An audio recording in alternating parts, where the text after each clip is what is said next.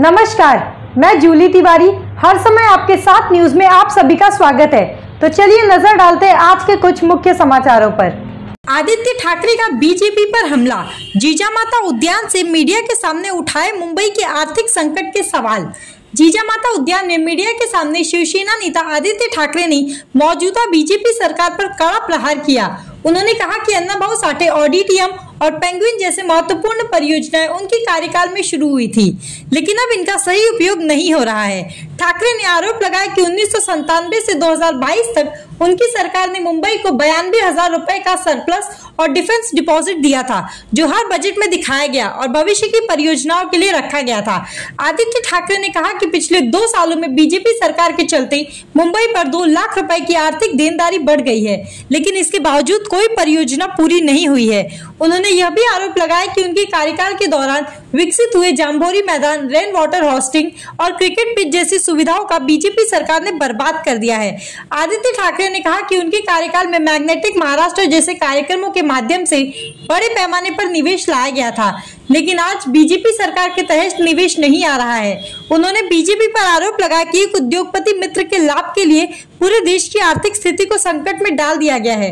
ठाकरे ने कहा कि उनकी सरकार ने मुंबई को सरप्लस में लाकर बिना टैक्स बढ़ाए नागरिकों को राहत दी थी, लेकिन बीजेपी का आर्थिक मॉड्यूल पूरी तरह से विफल साबित हो रहा है। नक्कीच जिजामाता उद्यानमध्ये आपण पाहत असाल, एकतर हे अण्णाभाऊ साठे ऑडिटोरियम हे आमच्या काळात झालेलं आहे।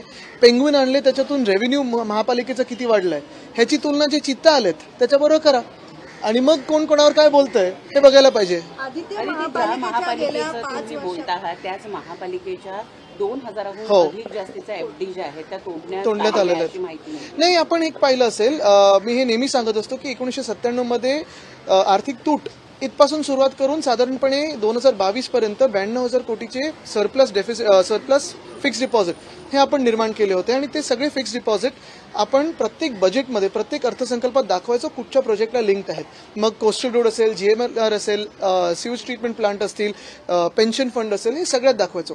आता जी परिस्थिती उद्भवलेली आहे मुंबईवर, आपण पाहतोय की गेल्या 2 वर्षात साधारणपणे 2 लाख कोटी एवढी आर्थिक तूट ही निर्माण झालेली आहे, कमिटेड लायबिलिटी निर्माण झालेली आहेत। मागच्या वर्षी देखील रस्त्याचा घोटाळा असेल, ह्या वर्षीचा असेल, सॅनिटरी पॅड वेंडिंग मशीनचा स्कॅम असेल, हे सगळे स्कॅम जर घेतले आपण तर हे पैसे कॉन्ट्रॅक्टर्सच्या खिशात गेलेत, पण अजूनही एक सुद्धा रस्ता पूर्ण झालेला दिसत नाही, एक सुद्धा काम पूर्ण झालेलं दिसत नाहीये। मुद्दा हाच राहतो की हे सगळं जे ओझं आहे ते मुंबईकरांच्या खांद्यावर येणार आहे। आता सणांना सुरुवात होते आहे, पहिला सण गोविंदाचा येतोय। तुमच्या वरळीतल्या जांभोरी मैदानामध्ये भाजपनं पुन्हा एकदा दहीहंडी उत्सव ठेवलेला आहे, कुठेतरी डिवचण्याचा प्रयत्न नाही काय, एवढे पैसे इलेक्ट्रल बॉन्ड मधून कमवलेत, कुठेतरी खर्च केला पाहिजे, तर आनंद आहे, ते लोकांच्या मध्ये तरी जातो तो पैसा। पण एकच आहे, आपण पाहिलं असेल गेल्या 2 वर्षात त्याच्या आधी जे आम्ही जांभोरी मैदान नीट करून घेतलेलं, मग स्प्रिंकलिंग मशीन असतील, रेन वॉटर हार्वेस्टिंग असेल, क्रिकेटचं पिच असेल, वयस्करांना बसायला सिनियर सिटीझन कट्टा असेल, ह्या सगळ्याला पूर्णपणे वाट लावण्याची हे कार्यक्रम भाजपने गेल्या 2 वर्षात घेतलेत। स्थानिकांना खूप याच्यात त्रास झालेला आहे। आता आम्ही काही बोलू इच्छित नाही, पण स्थानिकांना माहिती आहे हा पूर्ण त्रास जो होत आहे तो कोणामुळे होत आहे आणि तो आम्ही सरकारानंतर त्याचं नक्कीच दखल घेऊ। अफजल खानाचा देखावा जो आहे तो त्या ठिकाणी विशेष आकर्षण ठेवलेलं आहे। जांभोरी मैदानामध्ये दहीहंडीचं आयोजन करण्यात, म्हणजे भाजपबद्दलच बोलतात, जे अफजल खानासारखे चालून येतात महाराष्ट्रावर त्यांच्याबद्दलच ते बोलत आहेत। पंतप्रधानांची जेव्हा बीकेसीला सभा झाली होती तेव्हा ते म्हटले होते एफडी ज्या आहेत त्या साठवून ठेवायच्या नसतात तर त्या विकासाच्या नाही। बघा काय आहे ना की आज देशाची आर्थिक परिस्थिती काय बघा, डॉक्टर मनमोहन सिंग साहेब असताना काय होती आणि आज काय होती, तर कुठचं इकॉनॉमिक्स पाळायचं तुम्ही। आणि महाराष्ट्रात आपण पाहिलं असेल, जे आमचा कार्यकाळ होता, उद्योग येत होते, सामाजिक काही गडबड झाली नव्हती आणि अर्थचक्र कोविडच्या काळी बंद पडलं असताना देखील मॅग्नेटिक महाराष्ट्रासारखे कार्यक्रम घेऊन आम्ही इन्व्हेस्टमेंट आणत होतो।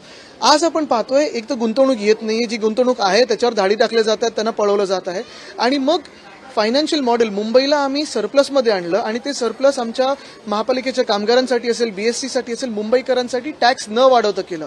ह्याच उलट जर आपण पाहिलं असेल तर भाजपचेच जे लोक आहेत जे भाजपच्या अर्थसंकल्पावर बोलतात किंवा आत्ताच्या ह्या केंद्र सरकारच्या अर्थसंकल्पावर बोलतात, त्याची तुलना करा, तर मला वाटतं हा चुकीचा कॉन्सेप्ट आहे की फिक्स डिपॉझिट असणं चुकीचं। त्याच्यात देशाची हालत काय झाली, PSU विकायला निघालेले आहेत आणि मग एकाच उद्योगपती मित्राच्या घशात सगळं घालायचं, हे काही ही आर्थिक प्लॅनिंग होऊ शकत नाही। आदित्य, तुमचे काका म्हणजे मनसेचे अध्यक्ष 5 दिवस विदर्भ दौऱ्यावर होते. या दौऱ्यादरम्यान त्यांनी त्यांच्याच मित्रांना अनेक योजनांवरनं, लाडकी बहीण योजना असेल किंवा जे स्टायपंड दिलं जात आहे त्याच्यावरून चिमटे काढलेले, लोकांना हाताला काम द्या, पैसे देणं हा काही पर्याय नाही असं ते म्हणतात. मला वाटतं अरविंद काका पण तेच बोलतात विदर्भात जाऊन. त्यांचं म्हणणं आहे की 2 महिने आतापर्यंत लाडकी बहीणचे पैसे येतील, पुढच्या महिन्यात तुम्हाला पैसेच येणार नाहीत. आता मी काही त्याच्यावर बोलतो. आणि जे वरळी विधानसभेमध्ये ज्या पद्धतीत मनसे नेते संदीप देशपांडे हे निवडणूक लढवणार अशी चर्चा आहे, त्यांची तयारी देखील सुरू आहे. तिथेच अजितदादा गटातले आमदार अमोल मिटकरी यांचे देखील काही बॅनर्स लागलेले, ते देखील निवडणूक लढणार असल्याची चर्चा सध्या. नाही, महाराष्ट्रात 288 सीटवर असं होणार आहे. तर अमेरिकेची निवडणूक, वरळीची निवडणूक आणि मग बाकीच्या 287 सीटची चर्चा वेगळी होईल. बदलापूर प्रकरणी पाहिजे तर पोलिसांकडनं अनेक त्या ज्या आहेत त्या घटनांमध्ये त्रुटी ज्या आहेत त्या आढळून आलेल्या आहेत. जे पीडित आहेत त्यांना कुठेतरी त्रास होतो आहे, तो देखील आपल्याला यामध्ये होताना पाहायला मिळतो. नक्कीच पहिली चौकशी ही झाली पाहिजे की 6 दिवस FIR घेण्यासाठी का झाले, पोलिसांवर दबाव कोणाचा होता. कारण आपण पाहतो नेहमी की काही घटना घडली की अधिकाऱ्यांना आपण बदली करून टाकतो, कोणाला सस्पेंड करून टाकतो, पण राजकीय प्रेशर कोणाचं होतं ह्याचा विचार कोणी केलाय का? ती शाळा कोणाची आहे, ती शाळा कोणाची असताना ते आपटे नावाचे जे गृहस्थ, जे ट्रस्टी आहेत ते पुढे आलेत का? बरं, ज्या दिवशी FIR घेतली त्या दिवशी देखील 10 तास त्या महिलेला का बसवलं तिथे? मग ते प्रेग्नेंट होते ही वेगळी गोष्ट, पण 10 तास बसवणं ही देखील एक चुकीची गोष्ट. आणि काल जेव्हा आम्ही आंदोलन करत होतो, आमचं आंदोलन राजकीय नव्हतं, आमचं आंदोलन विकृतीच्या विरुद्ध होतं आणि भाजपच्या विकृतीच्या बाजूनी त्यांचं आंदोलन होतं. हा फरक तुम्ही लक्षात घ्या. त्या दिवशी लाठीचार्ज झाला, तो लाठीचार्ज कोणी आदेश दिले अजून देखील पुढे आले हो, नाही. पण हे मी सांगितलंच आहे, वारकऱ्यांवर लाठीचार्ज झाले त्या महाराष्ट्रामध्ये, जरांगे साहेबांवर लाठीचार्ज झालेला आहे, त्याचा आदेश कोणी दिला होता? मग कालचा परवाचा जो लाठीचार्ज होता, बरं 300 लोकांवर तुम्ही लगेच गुन्हे दाखल करता, पण ज्यांनी मोलेस्टेशन केलं त्याच्यावर गुन्हा दाखल करण्याची हिंमत नव्हती. ठीक है, थैंक यू. तो आज के लिए बस इतना ही. कल फिर मिलेंगे इसी समय इसी चैनल पर. तब तक के लिए मुझे दीजिए इजाजत. धन्यवाद.